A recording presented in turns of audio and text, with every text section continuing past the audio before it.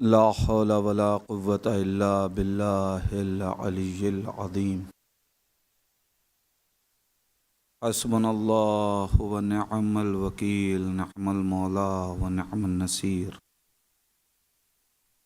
بسم الله الرحمن الرحيم. الحمد لله الواحد الأحد الفرد الصمد الذي لم يلد ولم يولد ولم يكن له كفوا أحد. ثم الصلاة والسلام والتحية والإكرام على الرسول الأمي المكي المدني الهاشمي القرشي المطلبي مولانا ومولى الكونين جد الحسن والحسين أبي القاسم المصطفى محمد. اللهم صل على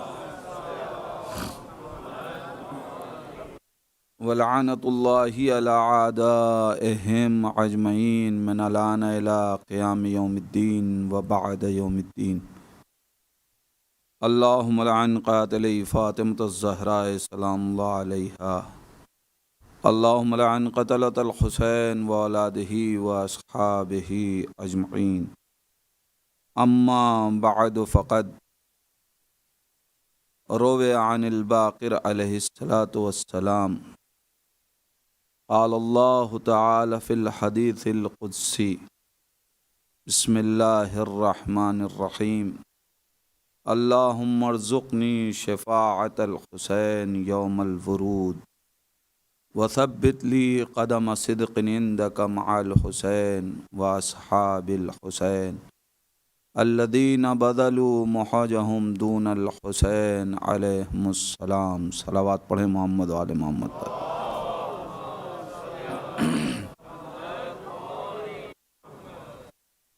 عزیزان ایمان، کربلا اور دعا، اس سلسلے میں آج یہ عشرہ مجالس اپنے نصف مرحلے میں داخل ہوا.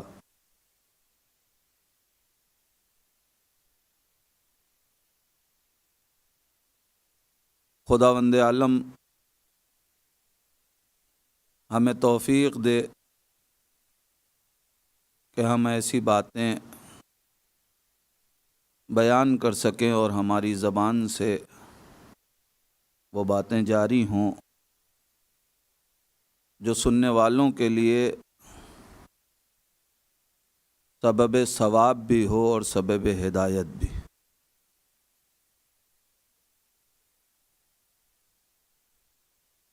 میں نے عرض کیا تھا کہ ظاہراً اگر دیکھا جائے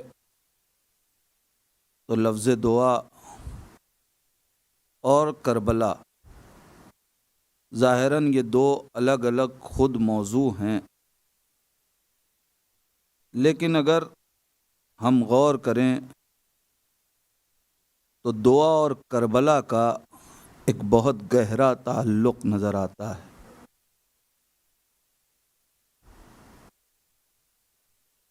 ابتدائے دور سے، بلکہ جب زمین پہ آدمیت کو بسایا نہیں گیا، اس وقت بھی دعا کربلا سے منسلک نظر آئی. جب جناب آدم کی توبہ کا مرحلہ آیا ہے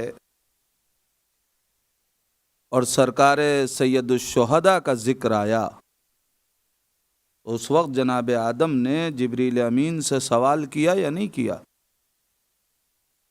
اے جبریل امین، اب تک جتنے نام لیے گئے ان اسماء کو سن کے ہمارے دل میں سرور و انبساط کی کیفیت پیدا ہوئی. یہ کون سا نام ہے کہ جو زبان پہ جاری ہوتے ہی دل کے اندر ایک درد ایجاد ہوتا ہے، اور اس وقت جبریل امین نے جناب آدم کو کربلا سنائی.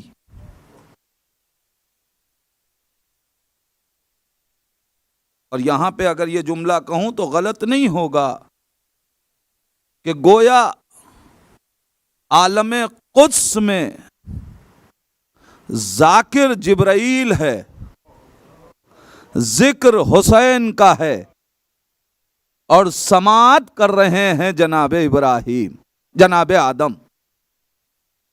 اس کا مطلب جناب آدم نے ذکر حسین پہ آنسو بہا کے بتا دیا جو آدمی ہوگا وہ حسین کے مقتل کو سن کے آنسو بہائے. اور جناب آدم نے اسی وقت سوال کیا کہ کون قتل کرے گا، اور جب بتایا ہے جناب جبرائیل نے تو جناب آدم نے قاتل حسین پہ لعنت کی.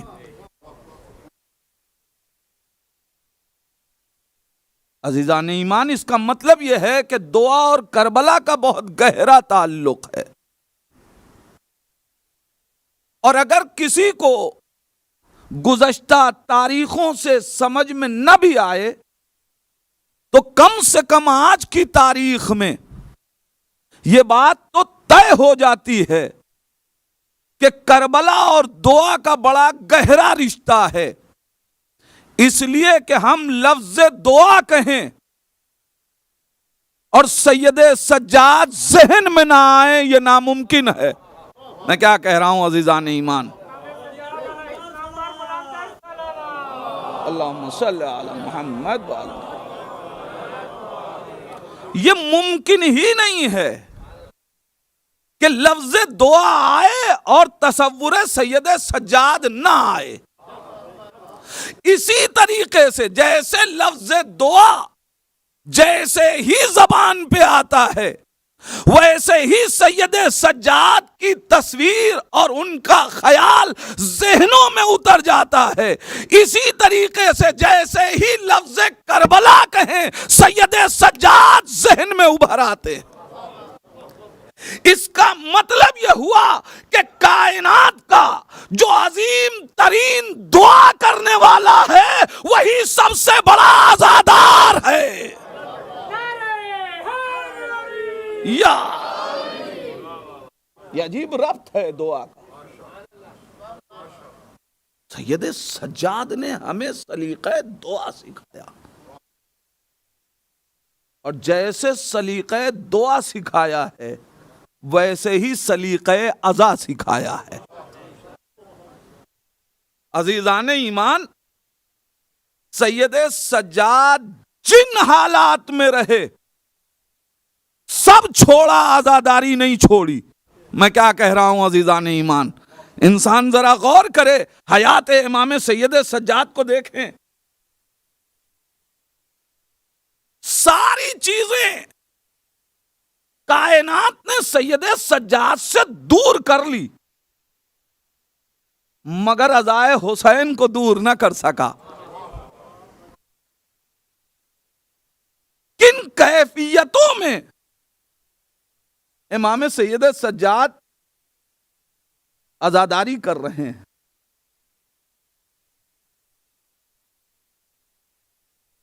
ظاہر یہ ایک مسلسل خود مستقل موضوع ہے، لیکن بات کہہ دی ہے لہذا ایک دلیل دے کے چلوں گا کہ آپ دیکھیں کن کیفیتوں میں عزاداری کر رہے ہیں. یزید کے دربار میں عزاداری کی یا نہیں کی؟ خطبہ سید سجاد کو اٹھا کے دیکھ لیجئے، اختتام ہوا ہے حسین کے مقتل پہ. وہاں بھی مقتل حسین پڑھا. جب ظاہری طور پہ امام کو حکومت نے آزاد کیا میں اپنی لفظوں کا ذمہ دار ہوں. جب ظاہری طور پہ آزاد کیا، اس لیے کہ اگر واقعاً آزادی دی ہوتی تو پھر پابندیاں عائد نہ ہوتی. جب امام پہ اتنی نگاہ رکھی جا رہی ہو کہ اگر امام ازدواج کرتے ہیں تو امام کے پاس خط آ جاتا ہے کہ آپ نے کنیز سے شادی کیوں کر لی، آپ نے بنی ہاشم کے تمام تر اس عظمت و ابوہت و جلالت کو ایک کنیز سے شادی کر کے ختم کر دیا. کون کسے ابوہت سمجھا رہا ہے؟ امام نے جواب دیا ہے. امام نے کہا پہلی بات تو یہ ہے کہ اس کو میں آزاد کر چکا تھا، وہ کنیز نہ تھی. دوسری بات یہ ہے کہ قرآن نے جو عظمت اور کرامت کا معیار رکھا ہے وہ ہے تقوی. لہذا یہ باتیں، بہرحال میرا کہنے کا مقصد یہ کہ جو اتنا نگاہ رکھتا ہو، کیا وہ سید سجاد کو آزاد چھوڑے ہے کہ وہ جیسے چاہیں جو چاہیں انجام دیں؟ آپ تاریخ امام سید سجاد علیہ الصلوۃ والسلام کی اٹھا کے دیکھ لیجئے. اللہم صلی علی محمد وآل محمد. آپ کو مولا امام سید سجاد علیہ السلام کے بعد کے ائمہ کے یہاں فرش عزائے حسین کا اہتمام ملے گا. مجلسیں جناب سید سجاد اس طریقے سے برپا نہ کر سکے جیسے پانچویں امام یا چھٹے امام نے برپا کی. لیکن ایسا نہیں ہے کہ مجلس نہ کی. یہ الگ بات ہے کہ مجلس اس حیثیت سے نہ کر پائے ہوں مگر عزاداری نہیں چھوڑا، بلکہ تاریخ شاہد ہے کہ سید سجاد کو عزا خانہ بنا کے عزاداری کرنے نہ دی گئی، مگر سید سجاد نے جہاں موقع پایا اسی مقام کو عزا خانہ بنا دیا. میں کیا کہہ رہا ہوں عزیزان ایمان؟ تاریخ پڑھ کے دیکھ لیجئے. گزر رہے ہیں بازار سے، ایک بچے کو دیکھا، چاہنے والا لے کے آیا، چھوٹے چھوٹے دو بچے ہاتھ پکڑے ہوئے ہیں، بیٹا مولا کو سلام کرو. بچوں نے سلام کیا، امام نے بچوں کو پیار کیا اور رونے لگے. مولا رونے کا کیا سبب؟ کہا مجھے میرے اون و محمد یاد آ گئے. مولا اون و محمد کے ساتھ کیا ہوا؟ کربلا امام سید سجاد نے شاہراہ پہ بیان کر دی. یہ واقعات آپ سنا کرتے ہیں.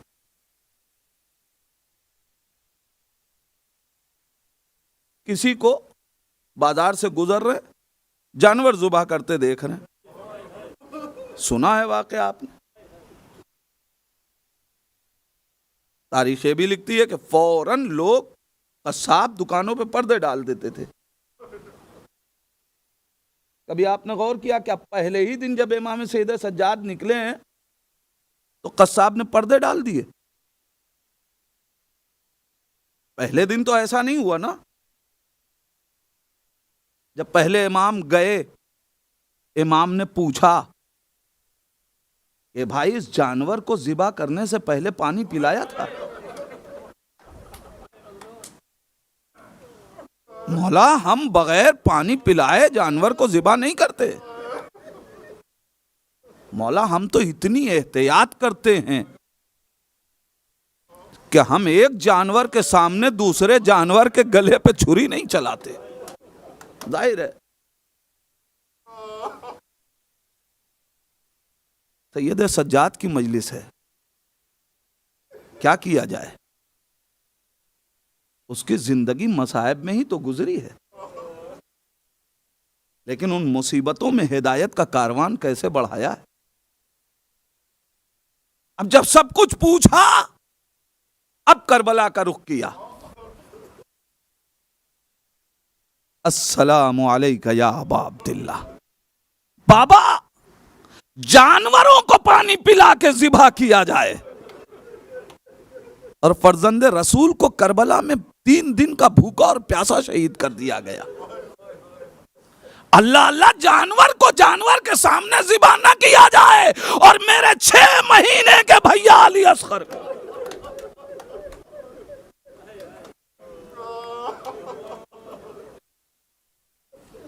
کیا ہو رہا ہے؟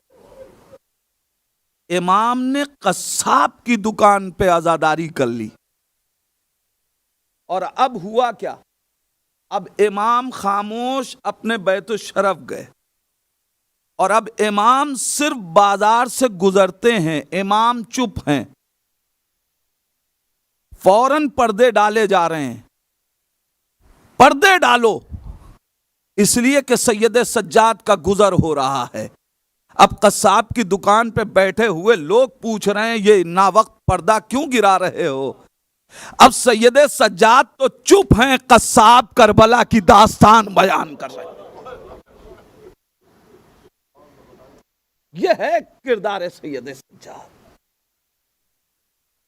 سچ بولنا سکھا دیا کائنات کو سید سجاد۔ میں نے اپنی گفتگو کو بل مربوط کر رہا ہوں کل سے۔ تصور آئے سید سجاد کا، ذہن میں دعا بھی آتی ہے، کربلا بھی آتی ہے۔ یہ ہے رب دعا اور کربلا کا۔ اور اب تاریخ کہتی ہے، میں نے کہا کہ ہم دعا کرتے ہیں مائیت حسین کی۔ یہ مائیت جسمانی نہیں ہے، فکری مائیت۔ ضروری نہیں ہے کہ جسم ساتھ ہو، لیکن اگر فکر ساتھ ہو تو جسم دور رہ کے بھی دور نہیں رہتا۔ شرط اتنی ہے کہ فکر ساتھ ہو، اور اس مائیت کے لیے قربانیاں دینی پڑتی ہیں۔ ابن زیاد کے دربار میں سرکار سید الشہداء کا کٹا ہوا سر آیا ہے، اہل حرم ساتھ ہیں۔ تاریخ کہتی ہے کہ ابن زیاد سر کی بے حرمتی کر کے کہہ رہا ہے، اب میں اس جملوں کو دہراؤں کیسے، لیکن اگر اپنے جوان بھائیوں تک تاریخ منتقل نہ کرنی ہوتی تو قسم خدا کی خاکم بدہن یہ جملے دہرانے کے قابل نہیں ہیں۔ امام کے سر کی بے حرمتی کر کے کہتا ایھا الکاذب وابن الکذاب۔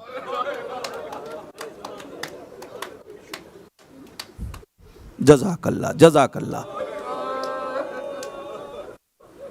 حق یہی ہے کہ آپ یہ جملے سن کے روئیں۔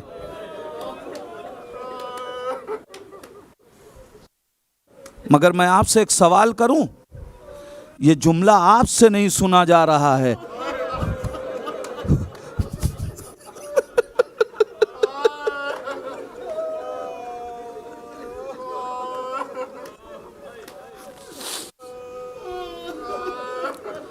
سوچئے امام نے کیسے سنا۔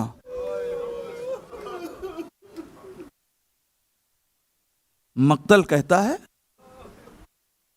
کہ امیر کائنات کا ایک صحابی جس کا نام عبداللہ ابن عفیف ہے،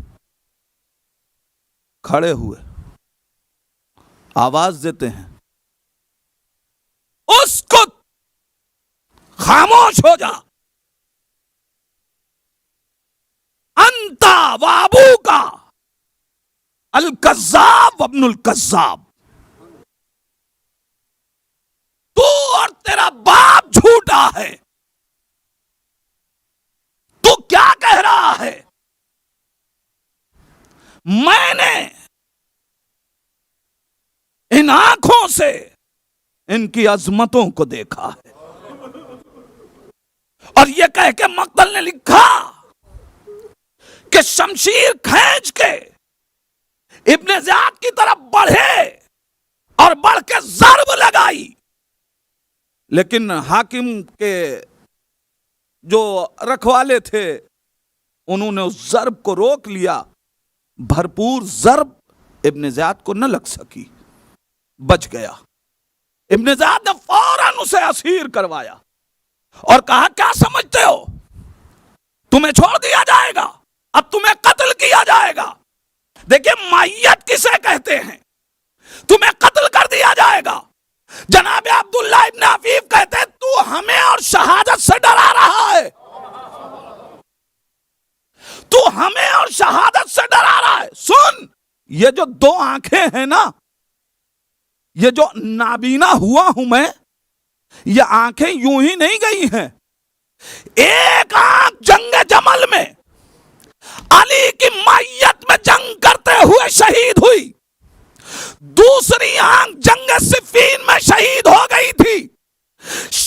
ان آنکھوں کی شہادت کے بعد میں روتا رہتا تھا کہ پروردگار کیا میری قسمت میں شہادت نہیں ہے؟ سن، اگر آج یہ آنکھیں ہوتی تو میرا نام کربلا کے شہداء کی فہرست میں ہوتا، مگر میں رو رہا تھا پروردگار کیا میرے مقدر میں شہادت جیسی نعمت نہیں ہے؟ لیکن خدا تیرا لاکھ لاکھ شکر کہ تو نے ہمیں تیرے جیسے شقی انسان کے ہاتھوں شہادت کا جام عطا کر دیا۔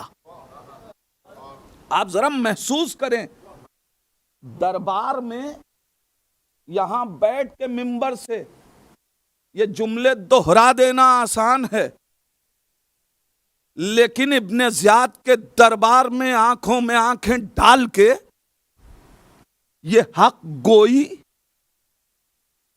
یہ بیان، یہ آسان نہیں ہے۔ اور ابن زیاد کے دربار میں بھی جو جناب عبداللہ ابن عفیف آئے ہیں وہ اس لیے نہیں آئے کہ تماشا دیکھ رہے ہوں، بلکہ تاریخ شاہد ہے کہ جس وقت آپ کو پتا چلا ہے اس وقت آپ نے جنگ کی ہے، دربار بازار میں پہلے، اور اس کے بعد پھر آپ کے گھر پہ حملہ ہوا ہے جس میں آپ اپنی بیٹی سے کہہ رہے تھے میری بیٹی بتاؤ کدھر کے لوگ حملہ کر رہے ہیں۔ آنکھ نہ ہوتے ہوئے بھی کئی افراد کو فنار کیا ہے، اس کے بعد اسیر ہو کے دربار تک آئے ہیں جہاں ان کی بیٹی آواز دے رہی تھی بابا کاش میں آپ کا بیٹا ہوتی تو آج میں بھی حسین کی نصرت میں جنگ کر رہی ہوتی۔ مطلب یہ ہے کہ انسان اگر حق گوئی کا جذبہ پیدا کرے تو معیت حاصل ہوتی ہے۔ قربانیاں دینی ہوں گی تب معیت ملے گی۔ جناب سید سجاد نے کیا کیا؟ علیکم السلام۔ کیا کیا مولا نے؟ تاریخ شاہد ہے، جہاں اتنے برس سے علی کے اوپر سب و شتم کیا جا رہا تھا، وہاں امیر کائنات کے اوپر سب و شتم کے بازار سجے ہوئے تھے، تمام منبروں سے حد یہ ہے کہ اگر خطیب جمعے کے خطبے میں علی پہ سب و شتم کرنا بھول جاتا ہے تو مسجد ذکر تعمیر کرتا ہے، جہاں اسے یاد آتا ہے کہ آج ہم نے لعنت نہیں کی، وہاں لعنت کرتا ہے، اور اس کے بعد وہاں ایک مسجد تعمیر کرتا ہے۔ ایسے ماحول میں اب آپ سوچئے کہ جہاں بیٹھا ہوا انسان بلندی سے امیر کائنات کے اوپر سب و شتم کر رہا ہو، وہاں ایک قیدی آواز دے وَيْلَكَ أَيُّهَا الْخَاطِبُ ایک خطاب کرنے والے تجھ پہ لعنت ہو، لقد اشتریت مرضات المخلوق بسخط الخالق، قسم خدا کی تو نے مخلوق کی خوشنودی حاصل کرنے کے لیے خالق کی ناراضگی خریدی ہے۔ اور اس کے بعد عجیب جملہ ہے، مولا مخاطب ہوئے اور کہا اذن لی یا یزید حتی اسعد ہؤلاء الاعواد۔ گفتگو یہاں تک پہنچ چکی تھی، مجھے اس لکڑیوں کے ڈھانچے پہ جانے دے۔ کس لیے؟ حتی اکلم بکلام، تاکہ میں کلام کروں۔ کون سا کلام؟ فیہ مرضات اللہ، فیہ رضا اللہ، ایسا کلام کروں جس میں اللہ کی رضا ہے، اللہ کی رضا ہے۔ اور اس کے بعد مولا آواز دیتے ہیں کہ وَلِهَؤُلَاءِ الْجُلَسَاءِ فِيهِ الصَّوَابُ وَالْهُدَى، اور جس میں ان سننے والوں کے لیے ثواب بھی ہو اور ہدایت بھی ہو۔ عجیب منزل ہے عزیزان ایمان۔ آپ ذرا سوچئے، پورا مجمع بیٹھا ہے، جو کام اب تک وہ ثواب سمجھ کے کر رہا تھا اسے چیلنج کر رہا ہے ایک قیدی کہ یہ ثواب نہیں ہے، اس میں اللہ کی رضا نہیں ہے، اور مجھے اجازت دے تاکہ میں وہ کلام کروں جس میں اللہ کی رضا ہو۔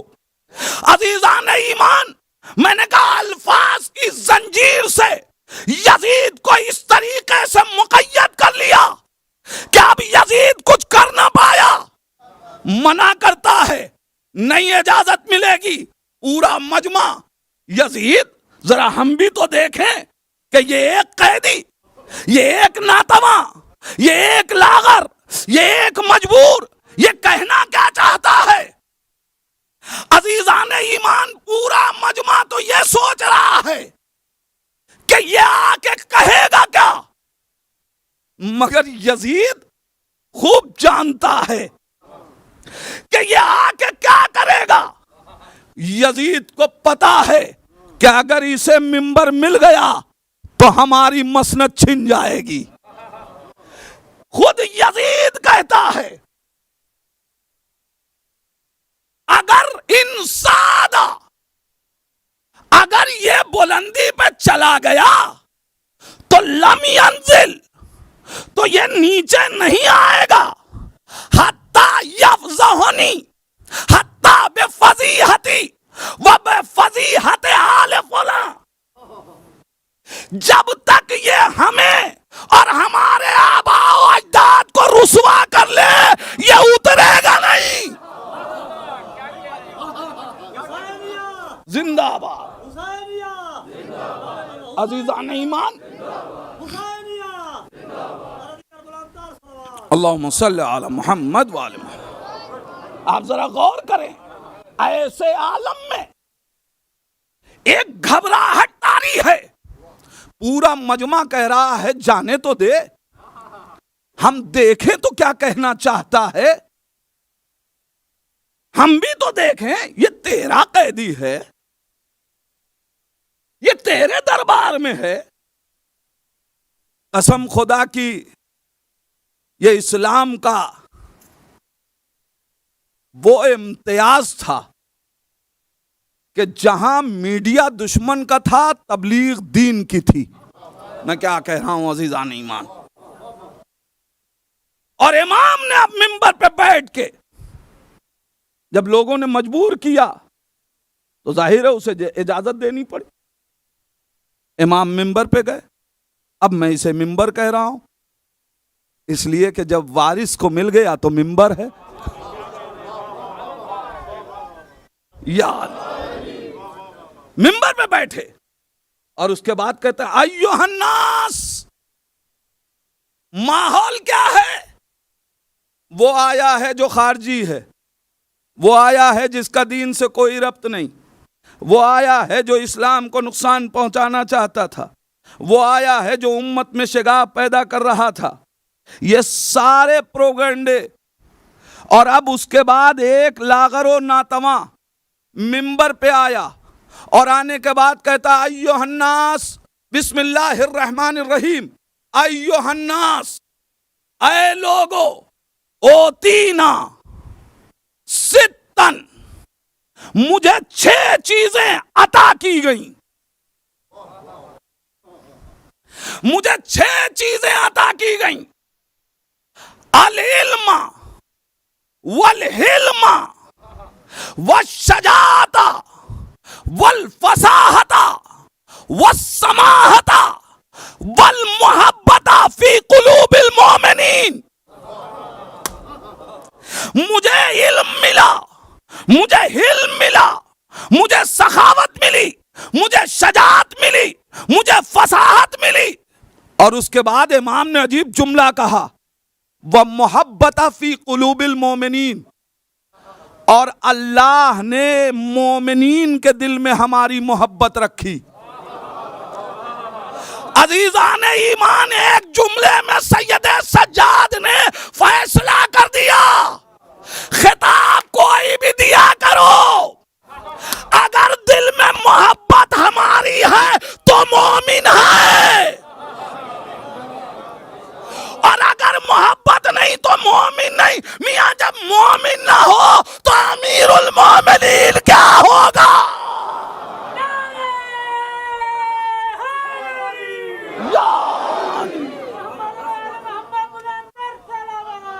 اللہم صلی علی محمد وعلی محمد۔ اور اس کے بعد امام گفتگو آگے بڑھاتے ہیں، وَفُضِّلْنَا بِالصَّبْرِ، 6 چیزیں عطا کی گئی ہیں اور 7 چیزوں سے فضیلت عطا کی گئی، فضیلت دی گئی۔ منا النبی المختار۔ مجمع حیرت میں ہے، ارے بتایا تو یہ گیا کہ اس کا دین سے ربط نہیں، اور یہ کہہ رہا ہے کہ نبی ہم میں سے ہیں۔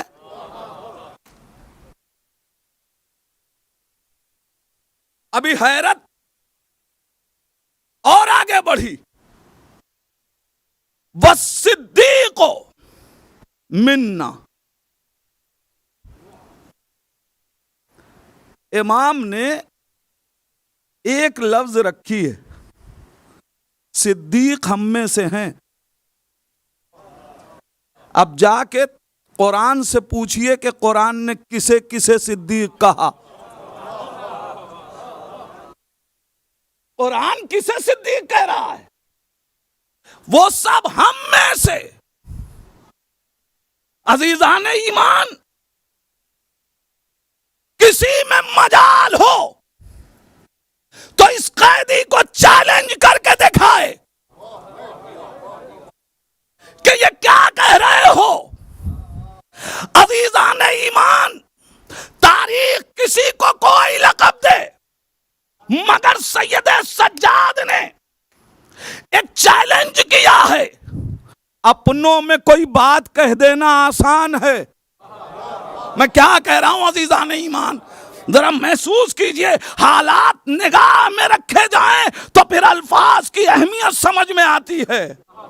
اپنی بزم میں بیٹھ کے قصیدے پڑھ لینا اور ہے، اپنے لوگوں کی بیساکھیوں پہ القاب حاصل کر لینا اور ہے، دشمن کی آنکھوں میں آنکھیں ڈال کے اپنی فضیلتوں کا اقرار لینا یا اور ہے۔ سید سجاد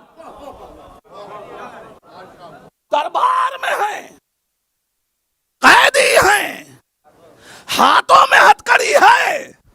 سید سجاد بتانا چاہتے ہیں، یاد رکھنا، ظاہراً ہاتھ اسیر ہے، فکر آج بھی آزاد ہے۔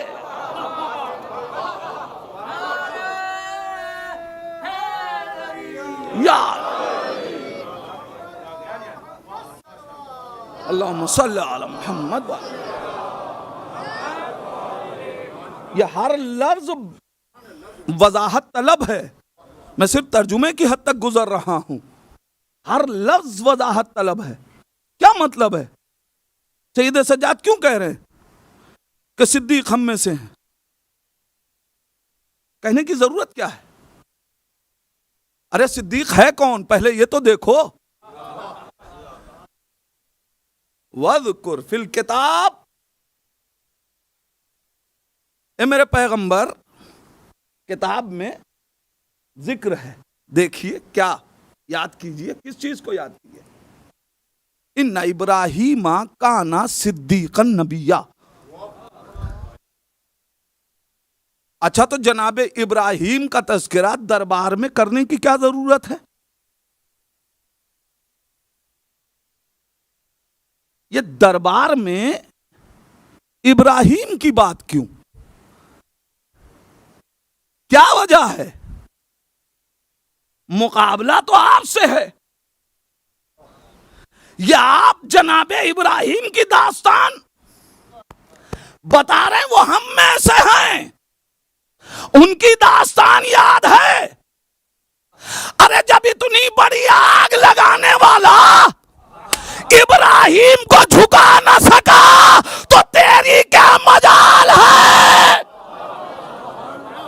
میری وراثت کو پہچان. میں وہ نہیں ہوں کہ جو کسی خوف سے کلمہ پڑھوں. ہم وہ ہیں جو بتوں کا سر قلم کرنے والے ہیں. اپنی وراثت کو بیان کر رہے ہیں. یہ ایک ایک لفظ وضاحت طلب ہے. جناب ادریس کیوں کہا؟ اب ظاہر ہے اس پہ گفتگو کروں گا تو مجلس اپنے منزل تک نہیں پہنچ پائے گی. ایک ایک لفظ. اس کے بعد وَأَسَدُ اللَّهِ وَأَسَدُ رَسُولِ اللَّهِ مِنَّا. اللہ کا شیر اور رسول کا شیر ہم میں سے ہے. اس کا مطلب یہ پہچان لو کہ شیر کا بیٹا شیر ہوتا ہے. یار ہم میں سے ہیں. وہ تیار منا. مولا کیا کہنا چاہتے ہیں کہ آپ پہچان لو. میں تمہیں پوری تاریخ سنا رہا ہوں کہ جعفر تیار ہم میں سے، جناب حمزہ ہم میں سے، امیر کائنات ہم میں سے. یہ ایک میری داستان نہیں ہے، میں تمہیں تاریخ بتا رہا ہوں کہ جب ہم ان میں سے تو ان کا مخالف خود پہچان لو.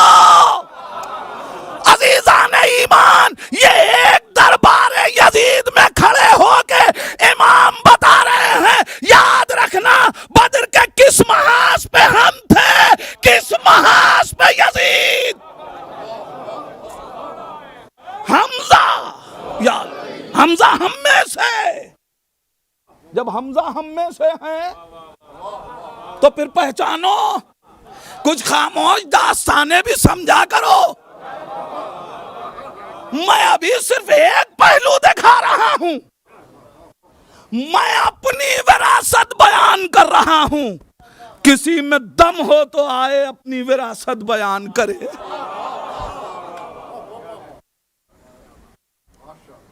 انسان متحیر ہے. شجاعت دیکھیں. جعفر تیار ہم میں سے ہیں.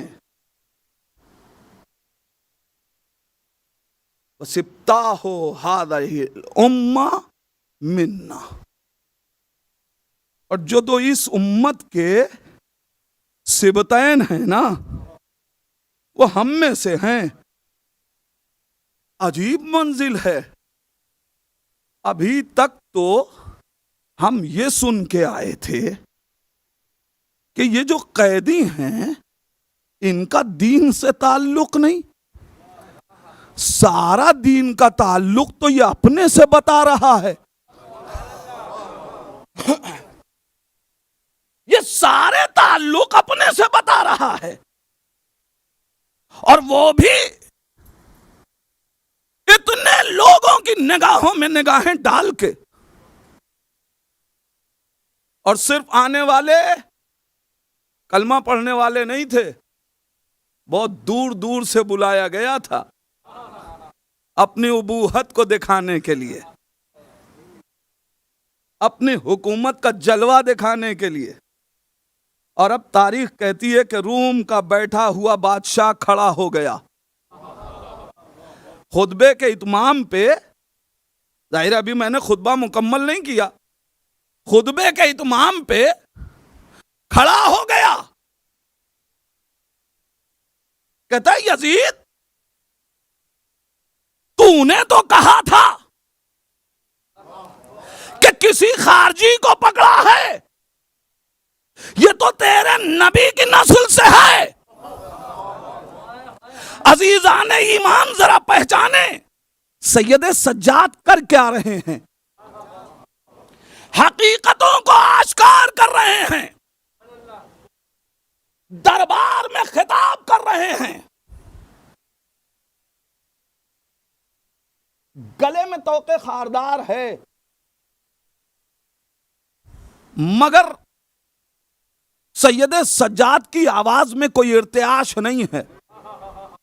عجب نہیں سید سجاد آواز دے کہ نادان خاردار توق ہماری آواز کو کیا دبائے، جب شمر کا خنجر سر و تن میں جدائی کر کے بھی ہماری آواز کو دبا نہیں پاتا۔ نو کے نیزہ پہ میرے بابا کا کلام بتا رہا ہے کہ یاد رکھنا ہم وہ نہیں ہیں کہ جو بولنے کے لیے ان تمام چیزوں کے محتاج ہو، ہم چاہیں تو ہر شے میں آواز اپنی پیدا کرے۔ ہمیں اللہ نے اختیار دیا ہے، ہماری آواز ہر شے میں ابھر جائے، ہماری فضیلتیں اللہ نے ہر شے میں رکھی ہیں۔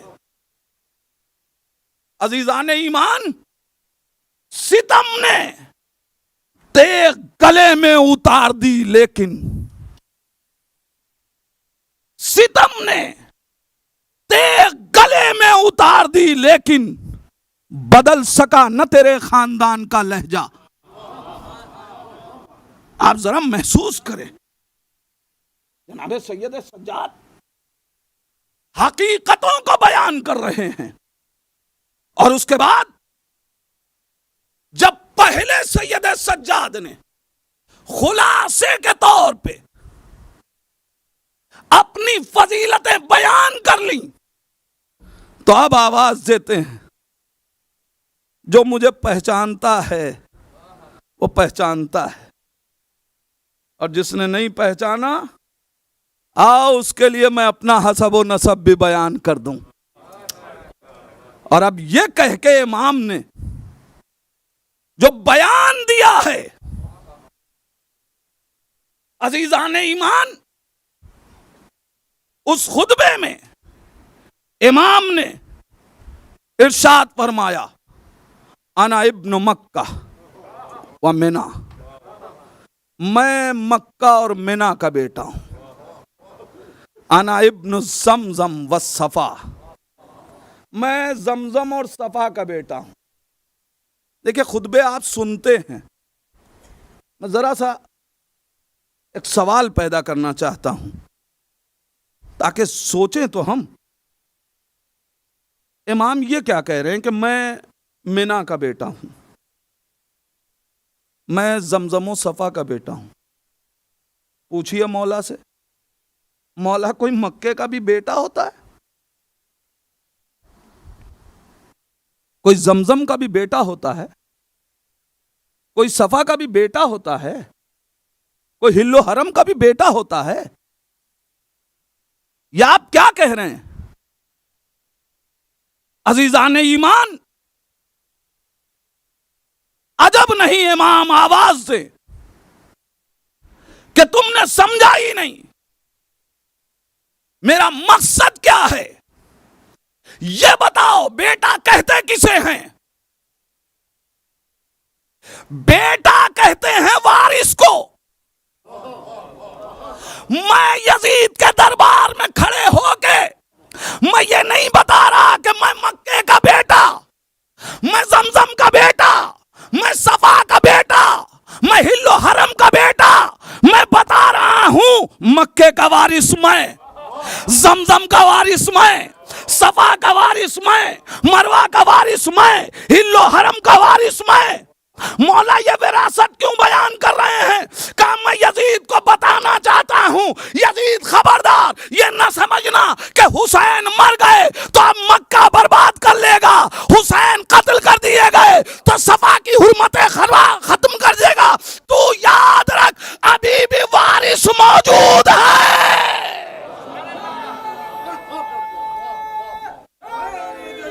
یا ابھی بھی یہ وارث موجود ہے، اور یہ بات طے ہے کہ اگر ذمہ دار وارث موجود رہے تو وراثت برباد نہیں ہوتی. میں وارث ہوں، میں وارث ہوں، زمزم و صفا کا وارث. یہ خطبہ نہیں ہے امام سید سجاد کا، آئینہ دکھا رہے ہیں دربار میں. ظلم کو آئینہ دکھایا ہے سید سجاد.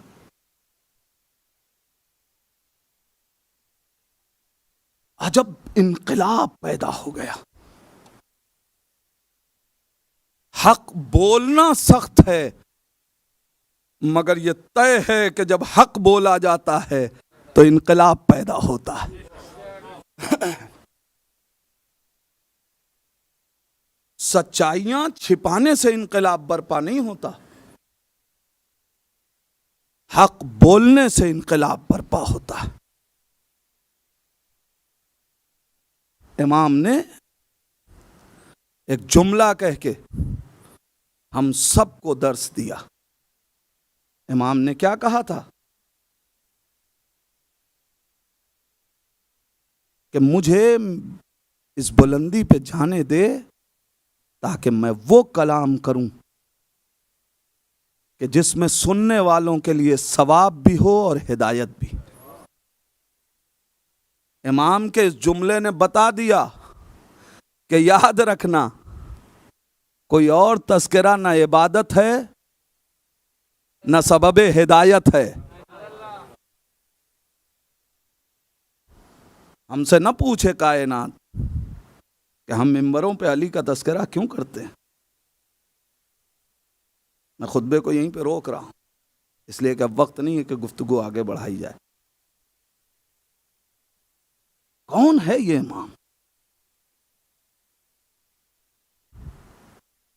ایسی تربیت ہے، ظاہر ہے آغوش سرکار سید الشہداء کا پروردہ، جس نے کائنات کو درس الوہیت، نظام زندگی، صرف صحیفہ سجادیہ ہی نہیں، رسالہ حقوق امام کا اٹھا کے دیکھیے، وہاں بھی امام بیان کر رہے ہیں. اور یہ ساری باتیں اس لیے نہیں ہیں کہ تبرکن ہم اپنے گھروں میں رکھیں. ہمیں معیت چاہیے تو انہیں ہمیں اپنے کردار میں لانا ہوگا. خدا ہمیں توفیق عطا کرے. ایسے مصائب و آلام سے امام گزرے ہیں. ظالم نہیں چاہتا تھا کہ شمع امامت روشن رہے.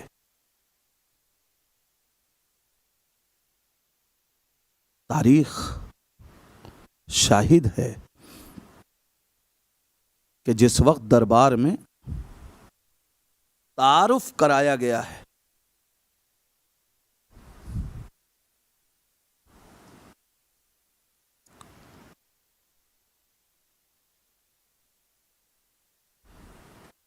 سید سجاد کا، کہ یہ علی ابن الحسین ہے، ظالم کہتا ہے مگر کربلا میں حسین کا بیٹا علی نہیں مارا گیا؟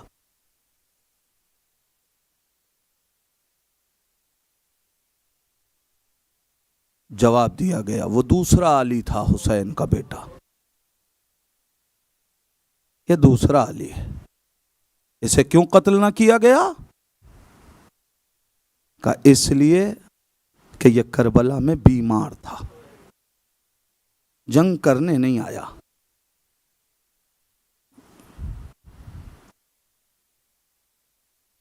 عزادارو، حکم دیا گیا کہ اب اس کے سر و تن میں جدائی کر لو۔ اتنا سننا تھا کہ جناب زینب کھڑی ہو گئی۔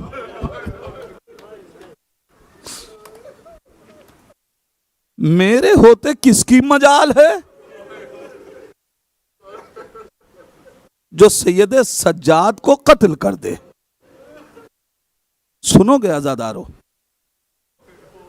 حاکم کا ظلم آگے بڑھا، آواز دی تو پھر سید سجاد سے پہلے زینب کے سر و تن میں جدائی کر دو۔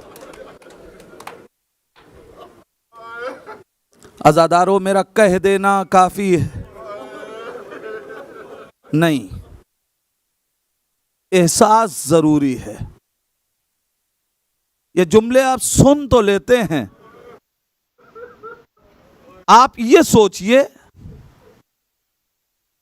کہ جن لوگوں نے حسین کو قتل کر دیا، جن لوگوں نے سکینہ کی نگاہوں کے سامنے علی اصغر کو قبر سے نکالا ہے کیا کہہ رہا ہوں عزادارو؟ ارے جس وقت دربار میں حکم دیا ہوگا زینب کے سر و تن میں جدائی کر دو، ذرا سوچئے وہ 4 برس کی بچی عجب نہیں گھبرا کے ماں سے لپٹ گئی ہو، اماں! جزاک اللہ، جزاک اللہ۔ کیا عالم ہوا ہوگا، اہل حرم کے دل پہ کیا گزر گئی ہوگی؟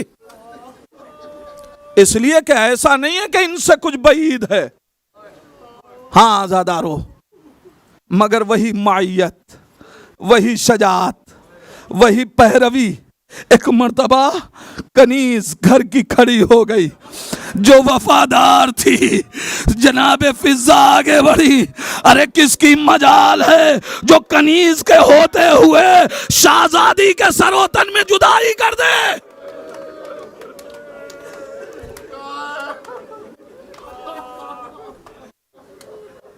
میرے ہوتے شہزادی کے سر و تن میں جدائی ممکن نہیں ہے۔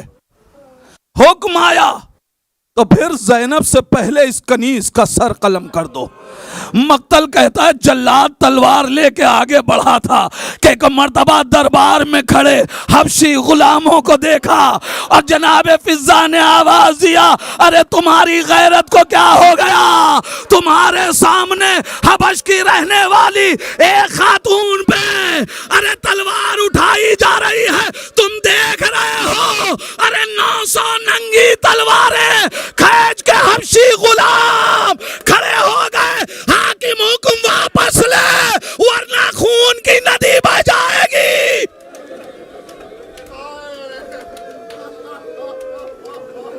حاکم، یہ برداشت نہیں کیا جائے گا۔ جزاک اللہ، جزاک اللہ عزادارو، یہ چھوٹے چھوٹے بچے آنسو بہا رہے ہیں، ان سے پوچھئے یہ کیوں رو رہے ہیں؟ انہیں کس نے بتایا حسین کی مظلومیت پہ رونا چاہیے؟ آواز دیں گے ہماری رگوں میں جو پاکیزہ خون ہے۔ جزاک اللہ عزادارو، جزاک اللہ۔ جناب فضہ آواز دیتی ہے، میرے ہوتے حبشی غلام آ گئے، مقتل نے کیا لکھا؟ 900 ننگی تلواریں دربار میں کھینچ کے غلام آ گئے، ہمارے سامنے حبش کی رہنے والی ایک خاتون کو کوئی قتل نہیں کر سکتا.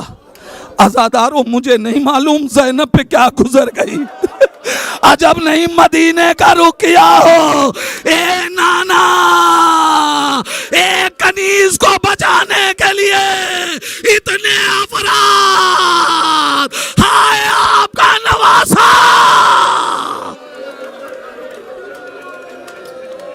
جزاکم ربکم خیر الجزا. بچن جملے، خدا ان آوازوں پہ اپنی رحمت نازل کرے. میرے اللہ ان آنکھوں کو اس وقت تک بند نہ کرنا جب تک یہ مزارات مقدسہ کی زیارت نہ کر لیں. یہ سارا منظر امام کی نگاہوں کے سامنے ہے. وقت کا امام ہے. بڑا سکون ملا ہوگا بی بی فضہ آپ کی وفاداری کو دیکھ کے.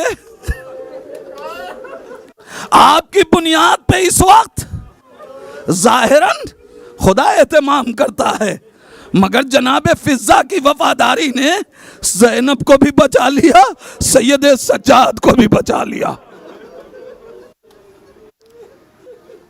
لیکن سید سجاد کیسے کیسے ظلم جھیل چکے.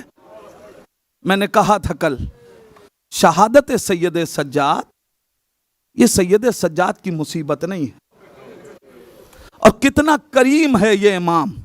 سنو گے عزادارو، امام نے 22 حج کیا ایک ناقے سے، اور تاریخوں نے لکھا کہ امام نے اسے ایک ضرب بھی نہیں لگائی تھی. سن لیا آپ نے. جو اتنا کریم ہو کہ اپنے ناقے کو بھی نہ مارے، اس کے سامنے اس کی 4 برس کی بہن. اے عزادارو مجھے نہیں معلوم ارے امام پہ کیا گزرتی ہوگی. جزاک اللہ جزاک اللہ. مجلس سید سجاد ہے، شام غریبان سید سجاد ہے.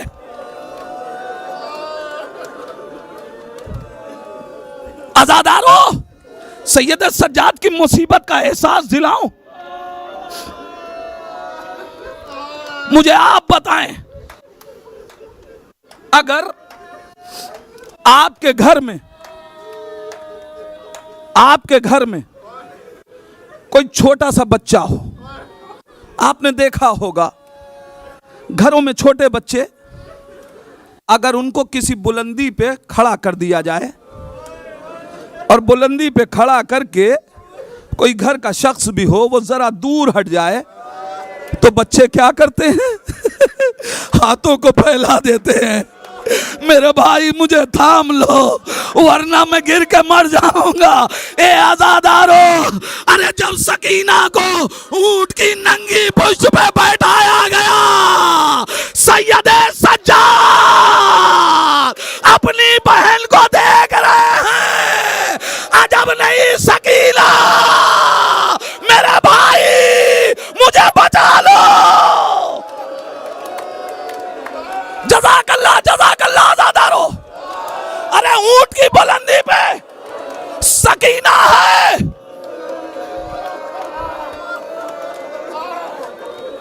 چار برس کی بچی، اور یہ بچی کتنی نازوں کی پلی ہے، جس کو حسین سینے پہ سلاتے ہوں، جس کو علی اکبر گودی لیتے ہوں، جسے عباس پیار کرتے ہوں، وہ 4 برس کی بچی ارے اونٹ کی پشت پہ. عجب نہیں سید سجاد کو آواز دے رہی ہو، مگر بھائی کیا کرے، کبھی ہاتھوں کی ہتھکڑیاں، کبھی بابا کا کٹا ہوا سر، کبھی سکینہ. اے بابا تیرا لال مجبور ہے، ہاتھوں میں ہتھکڑیاں. جزاک اللہ. بآخری جملہ عزادارو کہہ دینا بہت آسان ہے. کون مظلومیت ہے سید سجاد کو سمجھ سکتا ہے. ایک سکینہ کربلا سے لے کے شام تک ہے، اور سید سجاد کے لیے ہر لمحہ امتحان کی گھڑی ہے، اس لیے کہ جس کے رخسار حسین چومتے ہوں. سید سجاد اس کے گال پہ تماچوں کے نشان. اے آزادارو، ارے وہ بھائی کیا کرے، مگر ایک دن آیا سید سجاد کو رہائی ملی. عجب نہیں قبر سکینہ پہ گئے ہو. اے بہنا، بھائی شرمندہ ہے، میں مدینے جا رہا ہوں، تمہیں مدینے نہ لے جا.